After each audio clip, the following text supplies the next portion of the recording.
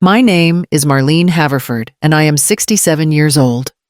I have lived in this quiet Denver suburb for over 30 years, in the same house where my husband Thomas and I raised our son David. Now the house feels impossibly large, every room echoing with a hollow emptiness that presses against my chest. The silence is heavy, almost physical, like a weight I can't set down. The morning light filters through the sheer curtains in the living room, dust motes drifting lazily in the sunbeams. I sit on the edge of the sofa staring at the coffee table where Thomas's reading glasses still rest as if he might return at any moment. But I know he won't.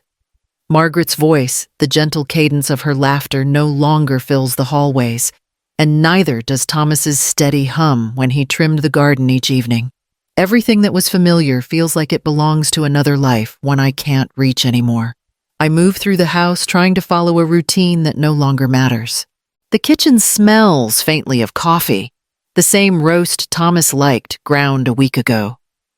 I wash the mugs slowly, my fingers lingering over the chipped one he refused to throw away, the one that had survived decades of early mornings and late-night cups of tea. I imagine the warmth of his hand over mine, guiding me as he always did, and a sharp ache pierces my chest. The grief feels new, raw in each step I take. I glance at the hall where David's childhood photos hang him in Little League uniforms on family vacations, grinning in front of snow-covered houses in winter. Memories sharp and bitter collide with the quiet in the house. I feel as though I am walking through a museum of what was a life meticulously curated, preserved for a family, now scattered by fate and circumstance.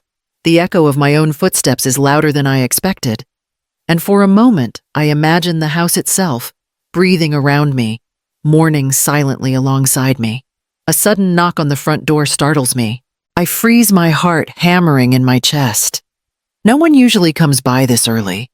David has been busy in Miami for weeks, and the neighbors understand kindly but distantly why I might not want visitors.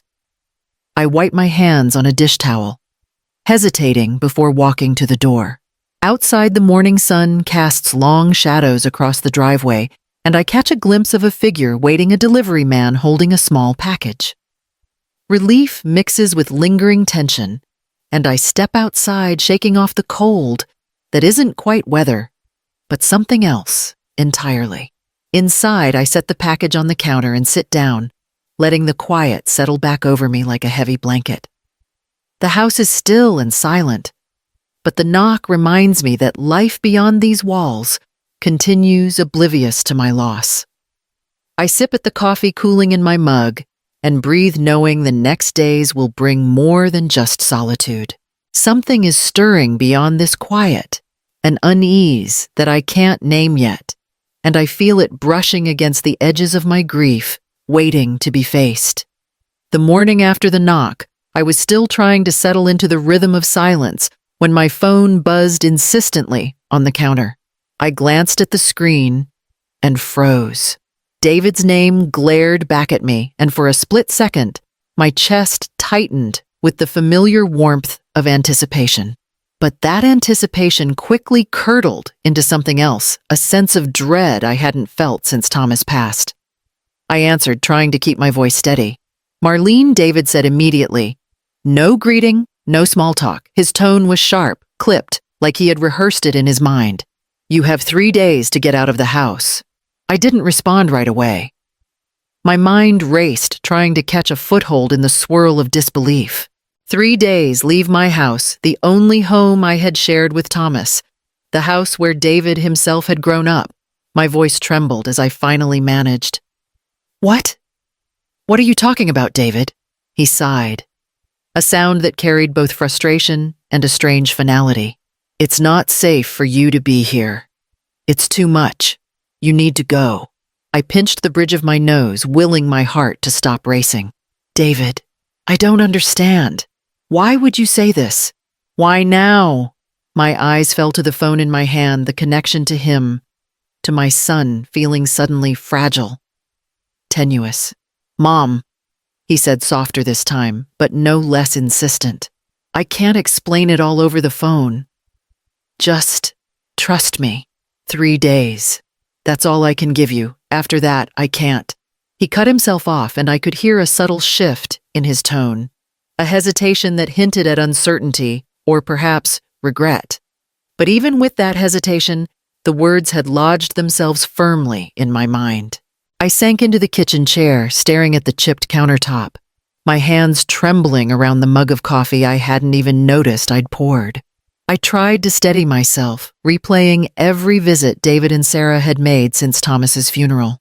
The gentle nudges to move, the offhand comments about the size of the house, the quiet insistence that I couldn't handle things alone, they all suddenly felt deliberate, calculated. My mind flashed back to the stack of unopened bills I had left on the counter, the way Sarah had offered to organize them, the slight smirk I thought I had imagined. 3 days. The ultimatum hung in the air like a storm cloud. I realized then that I had been so lost in my grief, so consumed by the absence of Thomas, that I had let my defenses slip. I thought about the keys in the kitchen drawer, the photos on the mantel, the memories embedded in every corner of the house. This wasn't just about space, it was about control, and it was about testing me. I hung up and sat in silence, the kitchen buzzing with the quiet hum of the refrigerator and the faint rustle of leaves outside. A plan began to form in the back of my mind. I would not move blindly. I would not hand over what was mine, and I would not allow grief to blind me again. I rose slowly, running my fingers along the counter edge, feeling the solidity beneath my hands, the reality of my home grounding me. I would need to act carefully, and soon. The clock was ticking, and the 3 days were already slipping away. The next morning, I found myself standing in the hallway, staring at the pile of mail that had somehow shifted overnight. It shouldn't have been there. I was certain I had stacked everything neatly on the counter before bed. My fingers hovered over the envelopes, hesitant, a tight knot forming in my stomach. Something was off. Sarah's presence had always been subtle, her movements deliberate. She had stopped by yesterday under the guise of checking in, and had lingered longer than necessary, asking questions about bills, the house, even Thomas's accounts. At the time, I had smiled and nodded, thinking she was only trying to be helpful, but now, in the quiet of my kitchen, I realized how much she had learned about the rhythm of my life, how well she had observed me while I was vulnerable and distracted by grief. I picked up a small stack of statements from the counter and noticed for the first time that some of the bills had been opened. Not just opened, organized with a neat pile separated from the rest. My heart pounded as I rifled through them, searching for anything amiss. Everything seemed intact, yet the precision of the arrangement felt deliberate, invasive. My fingers trembled as I touched envelopes I could have sworn I had left untouched. Questions from yesterday replayed in my mind. "Are you sure you're remembering everything correctly, Marlene?" Sarah had asked casually. Her voice light, but with an undercurrent I hadn't noticed before. Sometimes it's hard to keep track of so many accounts and documents alone. She had leaned slightly closer, peering over my shoulder while I shuffled through papers. At the time, I had brushed it off, attributing it to concern for my well-being. Now it felt like a probe testing me, measuring my responses. I sank into the kitchen chair, clutching a mug of coffee I hadn't really tasted yet. My thoughts spiraled, tracing back every interaction since Thomas passed. The way she had suggested organizing my financial records, her comments on the size of the house, even her offhand remark about David's supposed stress at work, all of it now carried a weight I hadn't considered. I realized that grief had softened my vigilance. I had allowed her to intrude, believing her concern was genuine. I stood and walked to Margaret's old study, the room still carrying the faint scent of her perfume and the warmth of years of routine. Papers were stacked on the desk as she had left them, but I noticed small notations I hadn't made. Tiny circles, underlines, and marks in a handwriting I recognized only from Sarah's handwriting on the envelopes she had returned to me earlier. My pulse quickened. She had been cataloging, noting, tracking without my knowledge. I sank into the leather chair, pressing my palms to my face. Anger and disbelief mingled with the sorrow still raw from Thomas's absence. I thought about David's phone calls, his sudden sharpness, the inexplicable distance. I had assumed his behavior was stress or fatigue, a natural reaction to loss. But now with the mail, the statements, the subtle probing, the pieces started to form a pattern. Something was being orchestrated beyond my comprehension. I began to move through the house, tracing her visits in my mind. Every conversation, every suggestion she had made, rearranging the bills, pointing out discrepancies in minor expenses, offering advice on consolidating accounts, each one seemed innocuous at the time. But now I could see the careful layering of her actions, small steps that, when added together, revealed an intention I could no longer ignore.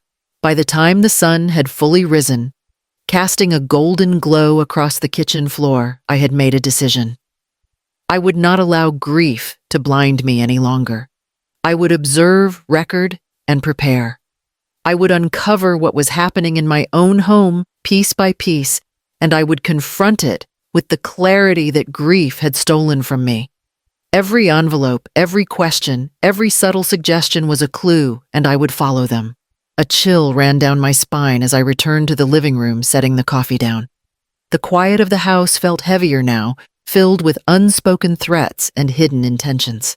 I knew the next days would demand more than mourning. They would demand vigilant strategy and the courage to see through deception, even when it wore the mask of family. The following afternoon, Sarah arrived with a careful smile and a stack of folders tucked under her arm. "I thought I could help you get organized," she said, setting them gently on the dining room table. Her voice was soft, almost deferential, but there was an undercurrent that made my skin prickle. She had a way of leaning in just enough to appear concerned without seeming intrusive. I nodded, trying to summon a polite smile. "Thank you, Sarah. That's thoughtful." I gestured toward the chair across from me. "Have a seat, please." She sat, gracefully arranging the folders so neatly that it almost hurt to disturb them. "Some of these documents are old," she said, flipping through a folder labeled with my name and Thomas's signature. "Bills, statements, insurance papers. It's a lot for anyone to manage alone. I thought if we sorted them, it might make things easier for you." Her hands hovered over the pages as if protecting them, while simultaneously examining every detail. I leaned back, watching her, a creeping unease knotting my stomach. "I've been managing fine," I said, my voice steadier than I felt. "I just needed a moment to catch up." Her eyes softened almost imperceptibly. "Of course," she said, "but I've been thinking just in case. Sometimes it helps to have someone formally authorized to handle these matters, especially with so many accounts and investments." She paused, glancing toward the small safe tucked into the corner of the room, then back to me. "A power of attorney. Nothing permanent, just a precaution in case anything happens." I felt the words settle uneasily around me like a weight I hadn't expected. I knew what she was suggesting, the legal authority to make decisions in my name, but she framed it as kindness, as protection. Her tone was reassuring, but the precision of her words carried a subtle insistence. "Precaution is one thing," I replied carefully, "but I need to consider everything before signing anything." I tried to keep my tone neutral, hiding the sudden surge of suspicion. She nodded, leaning back with a smile that never fully reached her eyes. "Absolutely, of course. I just want to make sure you're protected, that's all. It's so easy to overlook something in all the chaos. You've lost Thomas, and now, well..." She let the thought linger in the air, her concern palpable, yet tinged with an unspoken pressure. I watched her closely, noting the way her fingers traced the edges of the folders, the way she glanced at the ledger sitting on the shelf, the way she tilted her head as if weighing my reactions. Every gesture was deliberate, subtle, and calculated, though wrapped in the guise of helpfulness. The afternoon passed with small talk that masked an undercurrent of scrutiny. She commented on minor discrepancies in statements, suggested minor consolidations, and occasionally let her gaze linger on the stack of checks I had been meaning to deposit. Each observation seemed innocent alone, but together they created a pattern I could no longer ignore. As she left, folding the folders neatly and placing them back in her bag, I remained seated at the table, staring at the papers she had touched. The room felt heavier, the quiet thicker. That simple offer, to help so polite, so carefully worded, had left a residue of unease I couldn't shake. Her kindness had the shape of a trap, and I knew with a clarity sharpened by the tension in my chest that I would need to watch every step she took from now on. I sat in the quiet of the study, the evening light fading into soft shadows across the walls. The folders Sarah had touched earlier still lingered on the dining room table, each one a reminder of the small, deliberate intrusions I had felt creeping into my home. My hands rested on the edge of Margaret's old desk, and I let my mind drift back, searching for the certainty I needed in the swirl of unease. It had been decades since I last worked in the field, but the skills I had honed as a forensic accountant for the FBI were not forgotten. Every transaction, every ledger, every pattern of behavior I had studied for years still lingered in my instincts. I could see the subtle signs, the way Sarah navigated the house, the way she phrased her questions, the faintly rehearsed tone in her voice whenever she brought up finances. The puzzle pieces were there, scattered in plain sight, and I was starting to recognize the outline of the pattern. I drew a deep breath, feeling a mixture of apprehension and clarity. It had been so easy for so long to allow grief to cloud my perception. Thomas's absence left a void, and in that void, Sarah's subtle manipulations had taken root. But now, grounded by my training and my years of experience, I could step back and observe without being swept away. I pulled out a notebook from the drawer and opened it to a blank page.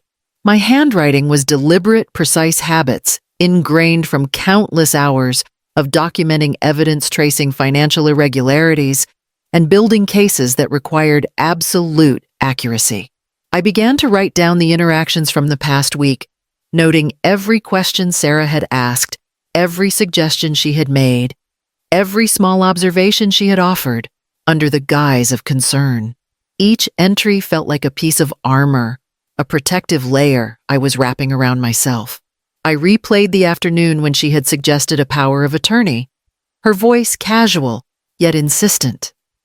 In the past, I might have dismissed it as a thoughtful gesture, an offer to ease my burden. But now I recognized it for what it was, a probe, a test of my response, a step toward control. I made a note of it, underlining it twice, and added observations about her body language, the slight lean forward, the steady gaze, the timing of her gestures, all clues I could use later. For the first time since Thomas's death, I felt a measure of empowerment returning.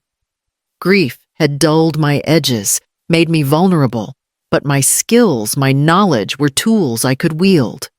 I could track patterns, spot inconsistencies, and prepare myself for what was coming.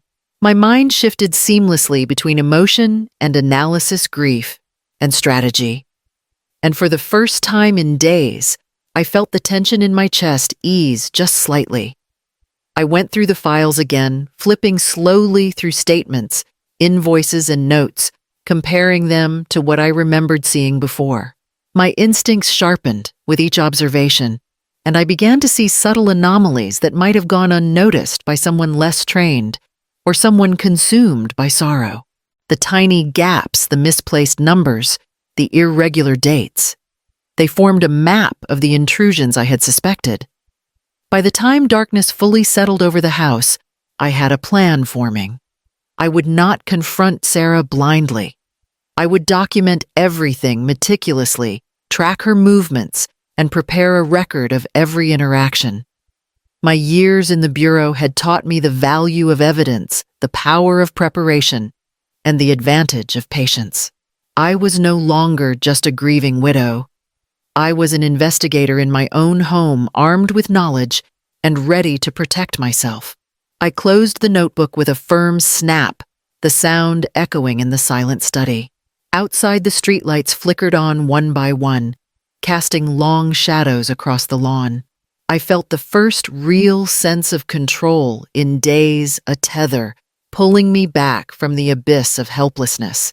The house, once a hollow shell, now felt like a battlefield, where I could stand my ground, where skill and vigilance could turn the tide. For the first time since Thomas passed, I felt that I might not only survive what was coming, I could confront it armed with the truth and the tools to protect what remained mine. I woke before dawn, the house cloaked in the soft gray light of early morning. The stillness felt heavier than ever, as if the walls themselves were holding their breath. The previous day's observations had settled in my mind, forming a web of unease that I could no longer ignore. Every step Sarah took, every carefully worded phrase, every helpful suggestion had a purpose, and I needed to understand that purpose before it was too late. I poured a cup of coffee and sat at the kitchen table, opening the notebook I had filled the night before.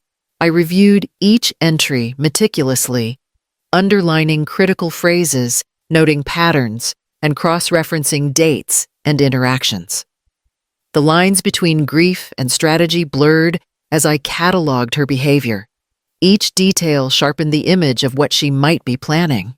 By mid-morning, I made the call I had delayed for too long. Jack Williams, a former colleague from my FBI days, answered with a warm but concerned tone. "Marlene, it's been a while. How are you holding up?" I let a short pause settle over the line, weighing my words carefully. "Jack, I need your help. It's complicated. Someone in my home may be manipulating me while I'm still grieving.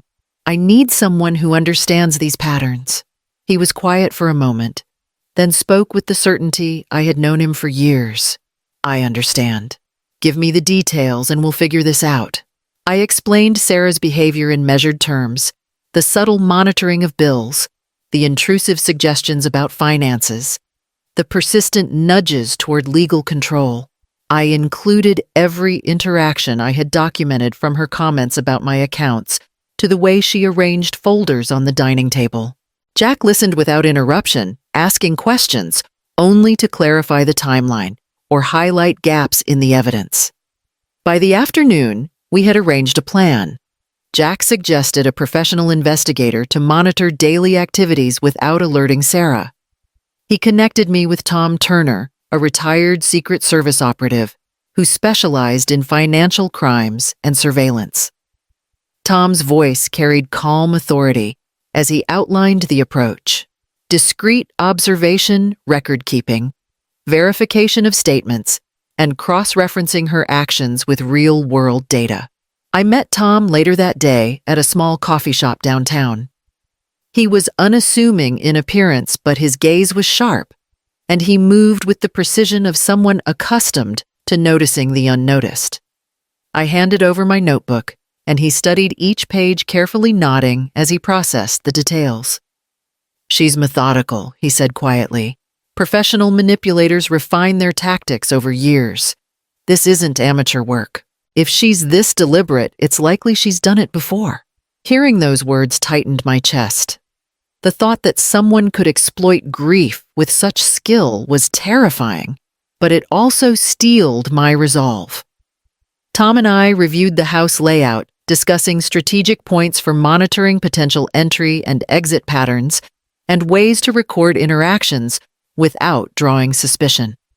Every suggestion felt like a protective measure, a small line of defense forming around me and the assets I had worked so hard to preserve. That evening, back in the quiet of the house, I walked through the rooms with renewed focus. Every corner, every hallway, every seemingly ordinary object could become a point of observation. I placed small notebooks, discreetly positioned cameras at angles that would not draw attention, and mentally rehearsed how to respond if Sarah questioned my actions. As darkness settled across Denver, I allowed myself a brief moment of calm. The house still seemed heavy with tension, but now I had a sense of agency. I was no longer simply a widow navigating grief. I was an active observer equipped with knowledge, experience, and a growing network of allies. I understood that vigilance would be my shield and every action I took would be measured, precise, and deliberate. For the first time since Thomas passed, the quiet of the house felt like a canvas on which I could regain control, a place where preparation, skill, and patience could stand between me and the manipulation threatening to overtake my life. The morning light streamed weakly through the kitchen window, casting a pale glow over the counter, where I sat nursing a lukewarm cup of coffee. Sarah arrived promptly, as always, her presence calm and unassuming, but I had learned not to take anything at face value. Her smile was soft, practiced, yet there was an edge beneath it that made the hairs on my arms stand on end. She carried a small stack of papers and a tablet, placing them carefully on the counter, as if she were offering a gift rather than stepping further into my life. "Good morning, Marlene," she said sweetly, brushing a stray strand of hair from her face. "I thought we could go over some of these statements together, just to make sure nothing slips through the cracks while you're adjusting." Her tone was reassuring, but the implication was clear: I wasn't managing properly on my own. I nodded, keeping my expression neutral. "That would be helpful," I said, my voice steady, though my pulse quickened. "I appreciate the offer." She settled in across from me, her movements precise and deliberate. As she flipped through the papers, she commented casually on minor discrepancies. "Fees I didn't remember authorizing, and investment transactions I thought were routine. See here," she said, pointing to a line item with a light touch. Sometimes it's easy to overlook these things, especially when there's so much to keep track of. A missed payment could cause bigger problems than you realize. I listened, forcing myself not to react, aware of the careful layering of her words. Each suggestion seemed helpful, each observation benign, but the pattern was unmistakable. She framed concern as guidance, but her focus on finances, on control, was deliberate. She leaned forward slightly, lowering her voice. "I've been thinking, David's expenses have been higher lately, haven't they? Some obligations he hasn't mentioned." She glanced at me, searching for a reaction, a flicker of worry. "It might be smart to have funds accessible just in case something comes up. Emergencies can happen so quickly, and we wouldn't want you or him to be caught off guard." I felt a chill, the subtle pressure beginning to wrap around me like a vine. The debts she mentioned were unverified, possibly fabricated, but the suggestion that I might be unprepared hit a nerve. My mind raced, sifting through everything I knew, trying to separate reality from manipulation. Sarah continued with ease, her questions almost conversational, yet each one edged me closer to doubt. "Have you thought more about consolidating the accounts? It would make things simpler if something unexpected happened. You wouldn't want to struggle managing it alone." Her gaze lingered on my hands, as though assessing my reaction to each word, measuring my confidence and noting my hesitation. I shifted in my seat, feeling the weight of isolation pressing down. She had a subtle way of making the room feel smaller, of suggesting that my world was incomplete without her guidance. And for a moment, the memory of Thomas, the comfort of his presence, the certainty of his judgment flickered in my mind, replaced by a creeping doubt that I could not entirely dismiss. She paused, giving me time to absorb her words. "I just want to help Marlene. It's easier to navigate these things with support, even for someone as capable as you," she added, her tone softening, almost complimentary, though the undercurrent of control remained. "I just want to make sure everything is safe and accounted for." I nodded slowly, pretending to consider her advice, all the while my mind cataloging every nuance, every subtle probe, each gentle suggestion, every hint of urgency, every question about unverified obligations formed a pattern I recognized. It was not concern. It was a strategy, a careful, calculated method to isolate me, to make me second-guess my own judgment. As she packed up the papers later that morning, the smile never faltering, I sat back, my hands clasped tightly in my lap.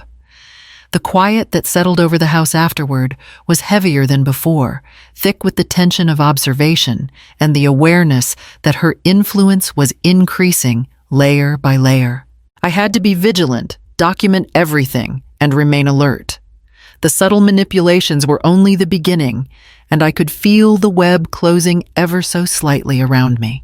The late afternoon sun cast long shadows across the living room, and I sat at the desk, surrounded by the neatly stacked folders Sarah had arranged. I had been going over her visits in my mind, cataloging every word, every glance, every suggestion she had made over the past weeks. The unease that had been simmering quietly now pressed against my chest, sharp and insistent. Something about her behavior no longer made sense, and I knew instinctively that I needed proof.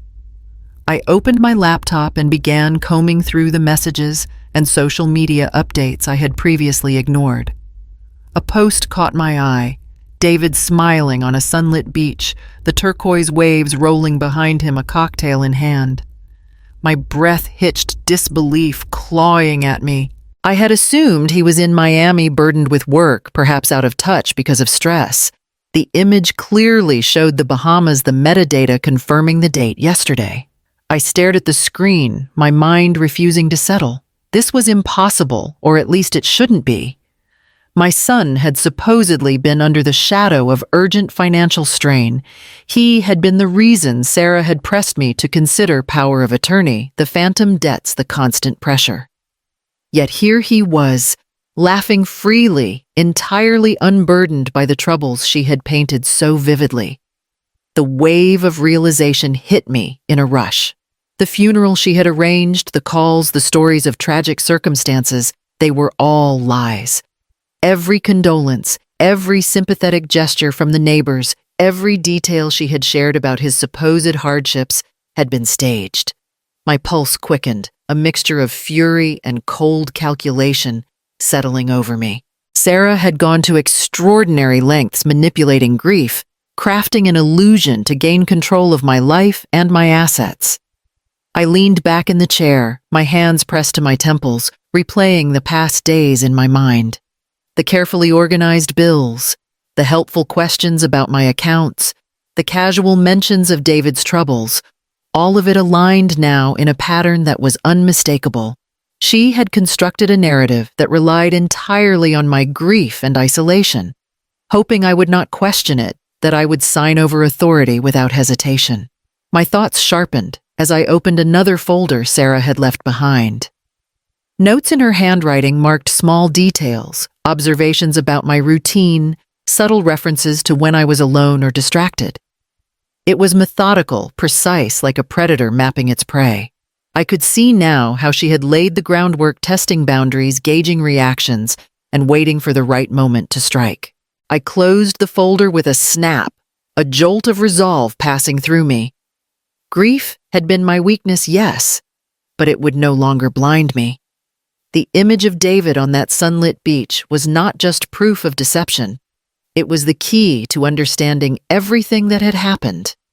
She had counted on my sorrow to cloud my judgment on my isolation, to keep me from verifying reality. But now I had the clarity to act. I pulled out my notebook, the one I had begun filling with her subtle manipulations, and added this latest revelation. Each detail, each inconsistency now had a context. I began to formulate the steps I would take next, documenting everything, confirming locations, tracing her actions. The quiet of the house felt heavier, yes, but it was also charged with possibility. I was no longer a passive participant in this carefully constructed deception. I had discovered the truth, and with it the first real measure of control since this ordeal began. The sunlight waned, spilling golden light across the floor, and I allowed myself a moment to breathe. The weight of grief remained, but it was tempered now by the sharp edge of awareness. I understood the scope of the manipulation, the lengths Sarah had gone to, and I knew what needed to happen next. The next steps would demand patience, precision, and vigilance. But for the first time in weeks, I felt the stirrings of hope, an awareness that I could confront the lies, reclaim the truth, and protect what was mine. The house was quiet, except for the soft hum of the refrigerator and the occasional creak of the wooden floors beneath my feet. I moved deliberately from room to room, retrieving the notebooks, folders, and papers I had been collecting over the past weeks. Each item held a fragment of the truth, a piece of the web Sarah had spun, and now they would become the foundation of my defense. I set up a small recorder in the living room, angled carefully so it would capture conversations without drawing attention. The device was discreet, easily overlooked, but its presence gave me a sense of control. I had spent years recording interviews, tracing financial fraud, and documenting evidence for cases in the bureau. Now those same skills were at my disposal in my own home. Sitting at the dining room table, I laid out every document Sarah had touched: bank statements, investment portfolios, insurance papers. My eyes scanned each line, noting the subtle changes she had introduced or monitored. Account numbers were circled in her handwriting. Dates were underlined. Annotations in the margins hinted at her meticulous observation. She had treated my life like a ledger to be balanced, and I intended to prove it. I cross-referenced the statements with online records, verifying transactions, checking balances, and tracing payments. Any discrepancy, no matter how minor, was logged carefully in my notebook. I double-checked each entry, my fingers tracing the printed numbers, as if touching them would make the truth more solid. Patterns began to emerge. Transactions flagged that she had encouraged investments. She had subtly questioned bills she had suggested consolidating. It all pointed toward one conclusion: she had been monitoring and manipulating my finances deliberately. Next, I turned to the digital side of the house. My laptop became a command center. I organized screenshots, saved emails, and compiled call logs that confirmed inconsistencies in her stories. Every message that mentioned David's supposed debts, every urgent suggestion to sign documents, was cataloged and time-stamped. I was building a timeline, a record that could not be denied. I paused to breathe, letting the weight of what I was doing settle in. The process was meticulous, slow, and at times exhausting. Each discovery brought both anger and a strange sense of satisfaction. Anger for the betrayal, satisfaction for the clarity it brought. I could see the extent of her deception, and that clarity was empowering.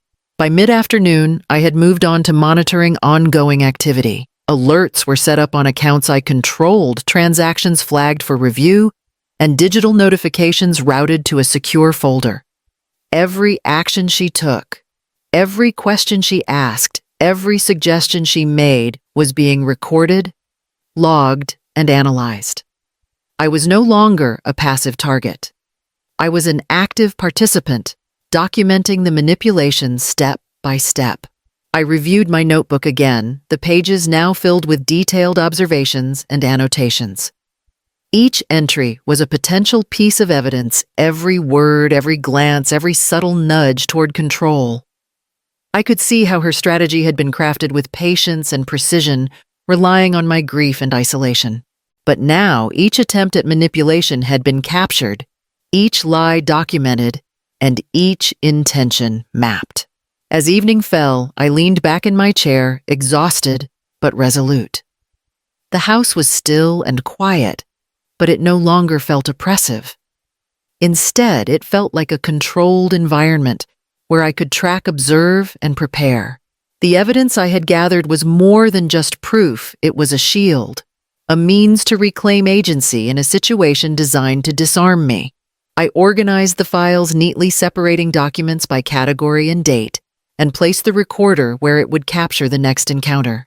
For the first time in weeks, I felt a measure of confidence.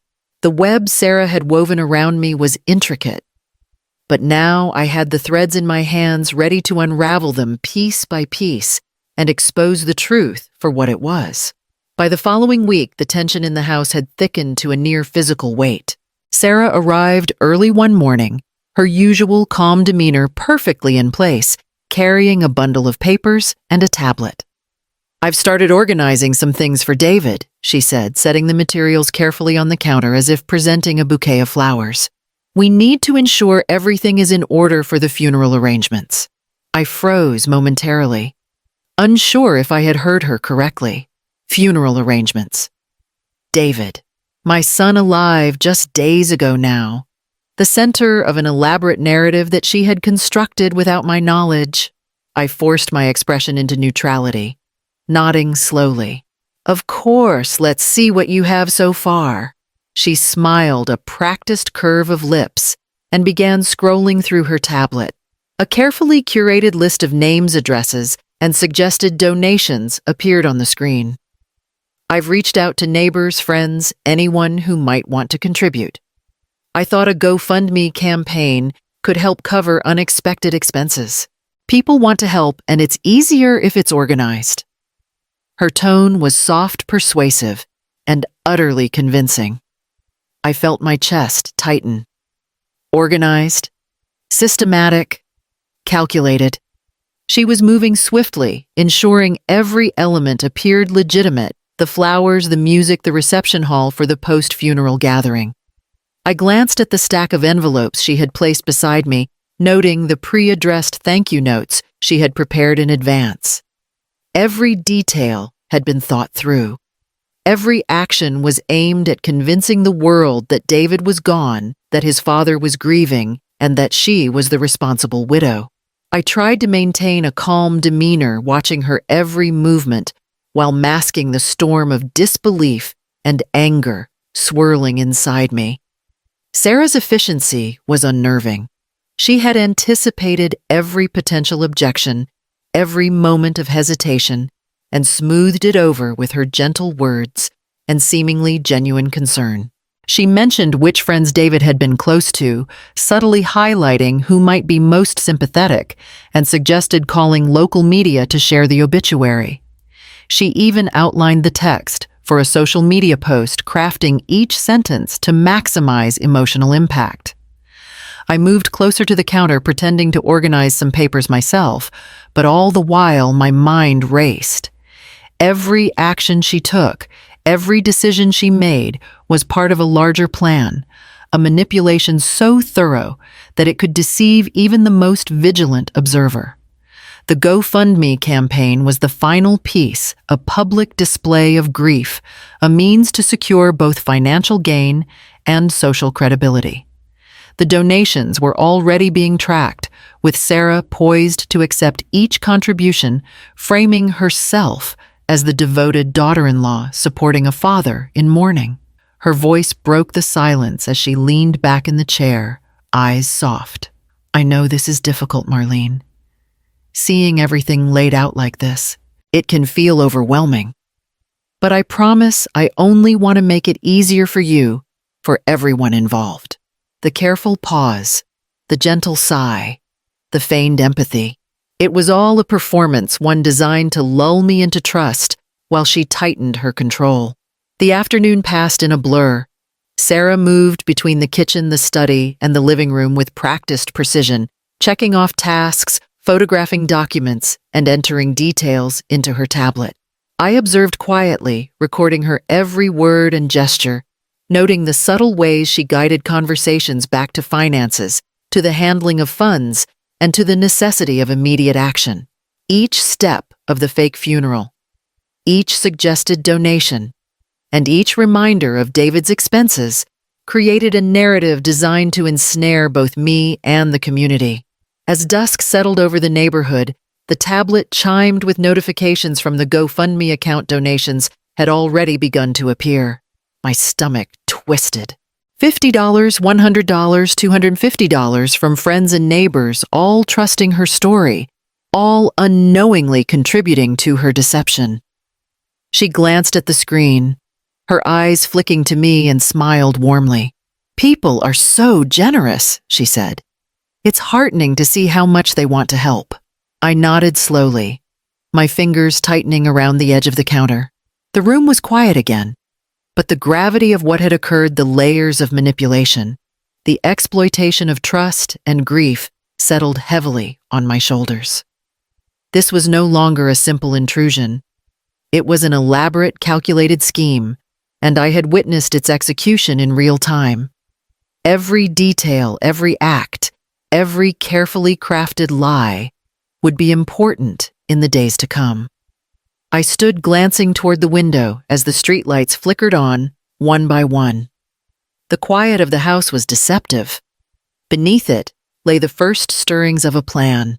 The funeral, the GoFundMe, the careful public display of mourning, all were pieces of a puzzle that I now had the power to dismantle step by step as I prepared for the confrontation that was already taking shape. I woke early, the house bathed in the pale light of dawn, and for the first time in weeks, the quiet felt purposeful rather than oppressive. Every corner, every hallway, every familiar creak of the floorboards reminded me that I was no longer simply a grieving widow. I was a strategist, quietly preparing for the confrontation that had been building for days. The first call was to Jack Williams. Hearing his calm, measured voice over the phone was like an anchor in the storm of my thoughts.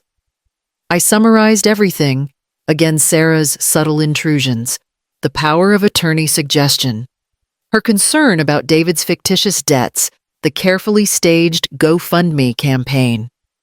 Jack listened without interruption, asking only for clarification of dates or specifics of her observations.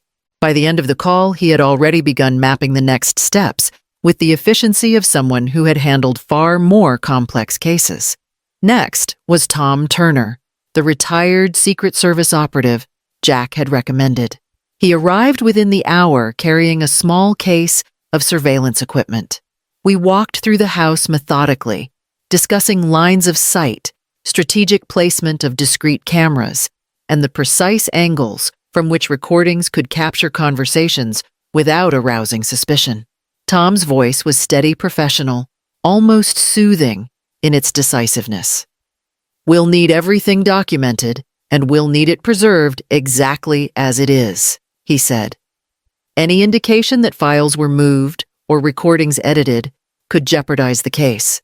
I watched him set up the equipment with careful attention, noting how he treated every detail, the distance from the kitchen table to the recorder, the way a file could be photographed without fingerprints smudging the evidence, the subtle placement of cameras in hallways where Sarah's movements were predictable but unsuspecting.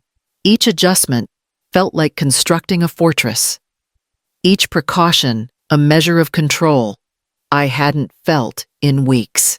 Jack called again later, coordinating with a bank investigator and the GoFundMe support team. I joined the call, hands clutching a notebook, as names, dates, and transaction details were verified.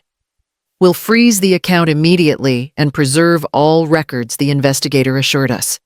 The GoFundMe team promised to halt any withdrawals and maintain the campaign page as evidence, ensuring that every donation, every comment, and every timestamp would be intact.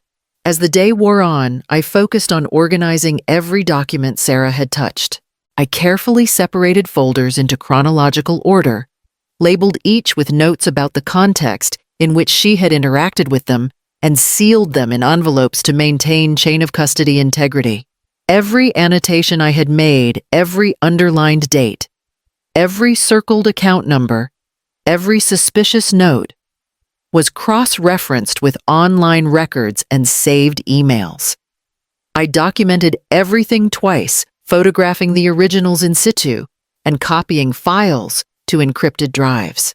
Even with all this preparation, I moved carefully around the house, aware that Sarah's subtle manipulations were ongoing. Every casual comment, every offer of help had to be noted and logged without alerting her that I was aware. She would ask about balances offered to review statements and casually reference David's financial obligations. Each time I responded calmly, recording her words and gestures, keeping the facade of compliance while quietly preserving the truth. By evening, the living room was a hub of quiet activity. Folders, notebooks, recording devices, and laptops were arranged like pieces on a chessboard. Tom reviewed the placement of cameras once more. Jack updated me on the legal steps being filed, and I felt a steady pulse of confidence grow within me. The silent counterattack was in motion, carefully measured and methodical. I paused at the window, looking out at the street fading into darkness, the quiet suburban block oblivious to the plans unfolding inside my home. The house no longer felt like a trap. It felt like a command center. I was ready not with confrontation or fury, but with preparation, evidence, and the unwavering certainty that when the time came, every lie would be exposed and the truth would be undeniable. Saturday morning arrived with a crisp edge to the air, the kind of autumn day that made the streets shimmer in gold and amber. The house was quiet, almost serene, yet I felt the tension in my chest coil like a spring ready to release. Today was the day. Everything, the careful documentation, the recordings, the preserved evidence was prepared. The fake funeral, the GoFundMe campaign, the community gathered under the illusion Sarah had meticulously crafted was about to collide with reality. I arrived at St. Mark's Episcopal Church early, the familiar brick facade softened by the rising sun. Inside, the air smelled faintly of polished wood and floral arrangements, the same scent that had marked countless family gatherings over the years. Sarah was already there, moving through the pews with effortless grace, offering condolences and accepting handshakes with the practiced smile of someone who had rehearsed every gesture. Her black dress was impeccable makeup, flawless. Every detail of her performance calculated to perfection. I stayed at the back, a notebook tucked discreetly under my arm, a small recorder in my pocket. Heart hammering, but mind precise.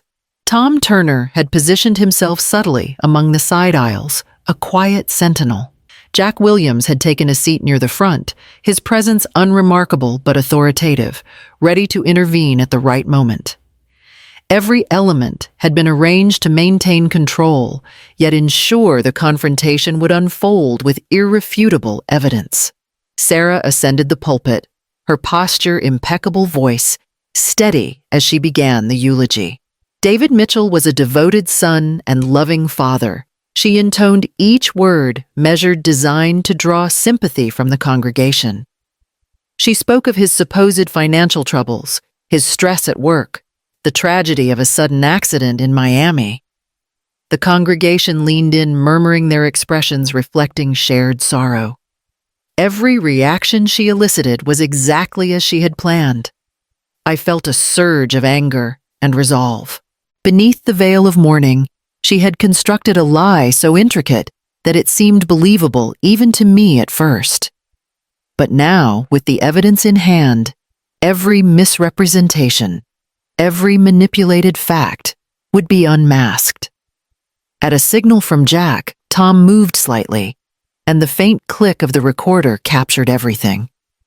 As Sarah continued, I watched her eyes occasionally scan the congregation, searching for validation, unaware that the truth was ready to shatter her performance.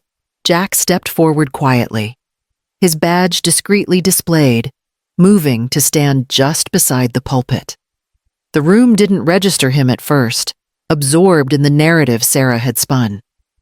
"Mrs. Mitchell," he said, voice calm but carrying authority.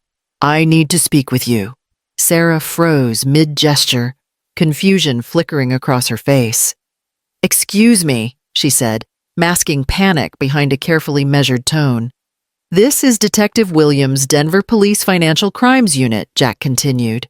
"You're under investigation for fraud, forgery, and elder financial exploitation." A hush fell over the church. The congregation, hundreds of people gathered to mourn, held their breath, murmurs rising like an undercurrent. Her composure cracked. "This is a misunderstanding," she exclaimed, her voice sharp, now the practiced calm of hours ago evaporating. She glanced around, realizing eyes once sympathetic were now suspicious, some recording with phones. I was only trying to help. I stepped forward, my presence quiet but deliberate, placing the notebook and folders on the lectern. The evidence meticulously gathered over weeks was there for all to see. Every email, every annotation, every recorded conversation was accounted for. Her lies, her manipulation of grief and trust were tangible, indisputable. A murmur of realization spread through the pews as Jack connected his tablet to the church's sound system. David's voice came through clearly, alive, vibrant, and unmistakable. "Dad!" "I'm here. I'm fine. The accident, I'm in the Bahamas." The congregation gasped collectively, disbelief and shock rippling through the room. Sarah's face went pale as she stumbled backward, her hands grasping at the pulpit for balance. I stood beside Jack, steady and resolute, feeling the weight of weeks of preparation and vigilance solidify into the undeniable impact of truth. The congregation's attention, once entirely under her control, shifted irrevocably. Each lie unraveled, exposed in the quiet authority of evidence and the undeniable presence of the son she had declared dead. Tom moved forward, presenting documentation of the GoFundMe campaign bank statements and recorded conversations. Sarah's attempts to justify her actions faltered with every undeniable piece of evidence laid bare. The room that had once been a stage for deception became a courtroom of reality, and her carefully constructed facade collapsed under the weight of truth. The handcuffs clicked softly, but to me, the sound rang louder than any bell. Sarah stood rigid, her carefully composed facade replaced by stunned disbelief. Jack Williams and Tom Turner flanked her, guiding her toward the door as officers read the charges aloud: fraud, forgery, wire fraud, and elder financial exploitation. Each word landed like a hammer echoing through the church, where hours earlier she had commanded attention with her performance of grief. I watched from the front pew notebook, still in hand, every detail recorded, every observation now validated by law. The congregation was quiet, a mixture of shock, confusion, and relief washing over the room. The neighbors who had once offered condolences and donations now realized they had been witnesses to deception, their generosity exploited. Yet despite the initial outrage, I felt a steadiness settle within me. Justice had begun its course. Jack's voice broke through the tension. "Mrs. Mitchell, you have the right to remain silent. Anything you say can and will be used in court." Sarah's lips moved, but no words came. The mask of control was gone, leaving only the realization that the web she had spun so meticulously was unraveling. Tom placed the evidence folder into the hands of the officers. Every recording, every document, every digital trail was cataloged, indisputable and complete. The files showed the attempt to manipulate me, the false claims about David the staged funeral, and the GoFundMe campaign designed to divert funds under the guise of sympathy. The careful orchestration she had relied upon for weeks had become her undoing. I took a deep breath, feeling the weight of the past month begin to lift. The house, the accounts, the careful documentation, it had all led to this moment. Sarah was being held accountable, her freedom removed in the same way she had sought to strip mine, her influence over the community exposed. The reality of her arrest confirmed that meticulous planning and relentless observation could counteract even the most carefully executed deceit. Outside, the cool Colorado air settled over the steps of St. Mark's, and I felt a clarity I had not known in weeks. Justice had been served not just through the handcuffs and charges, but through the preservation of truth. The damage she had attempted to inflict was still real, still felt by the community and me personally, but the first tangible step toward repair had begun. I closed my notebook gently, allowing the relief to mingle with lingering sorrow and anger. Sarah would face the consequences, and while it could never undo the fear, the intrusion, or the betrayal, the law had recognized her actions. And in that acknowledgement, there was a measure of restoration not complete, but enough to reclaim some sense of order and safety in the home and the life I had fought to protect. The morning air was warm as I waited outside the small airport terminal, a mixture of anticipation and relief fluttering in my chest.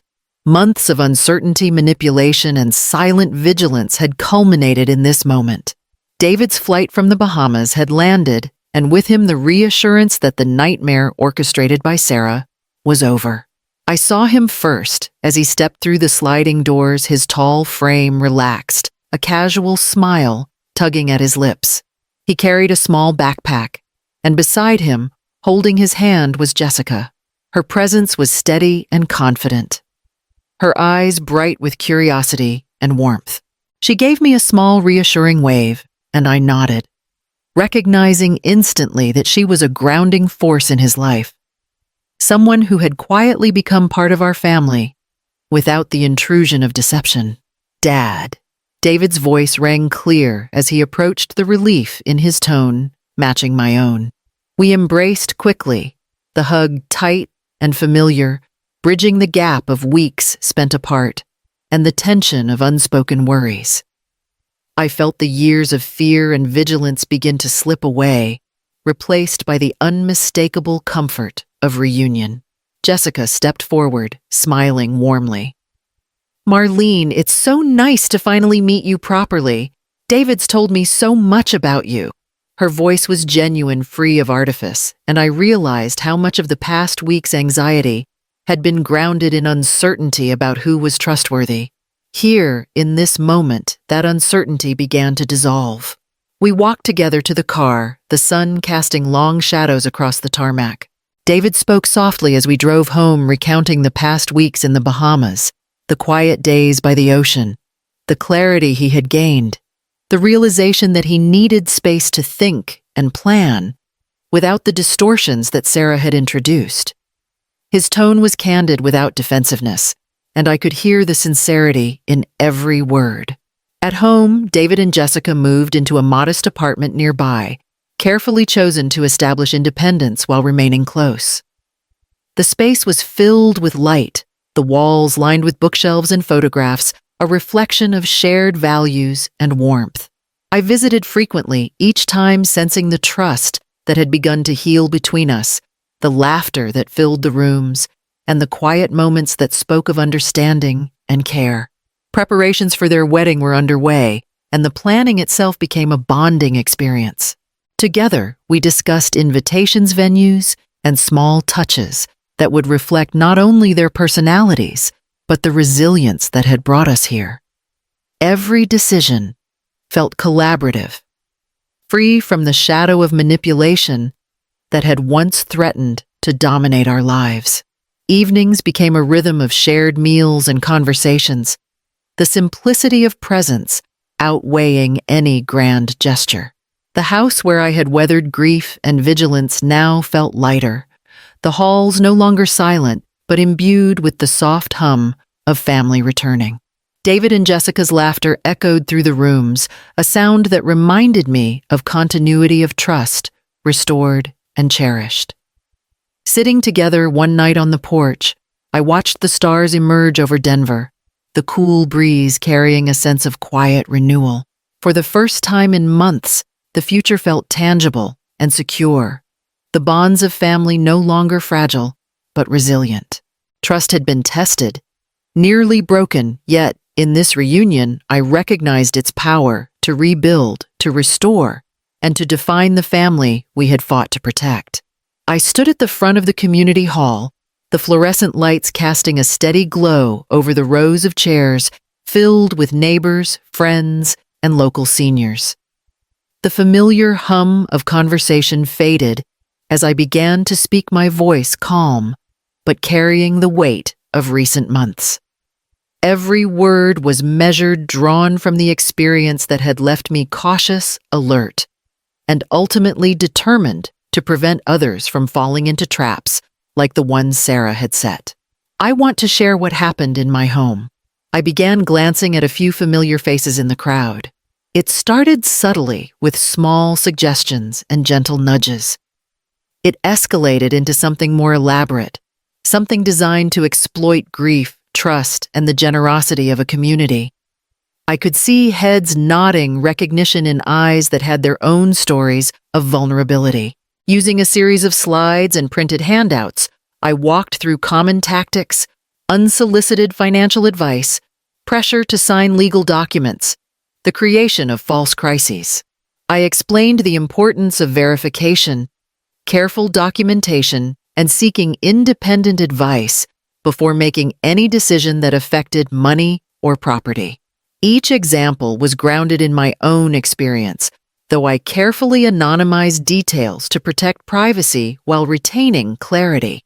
Tom Turner and Jack Williams had joined earlier, providing additional context on legal protections, reporting procedures, and how to collaborate with local authorities when suspicious activity was suspected.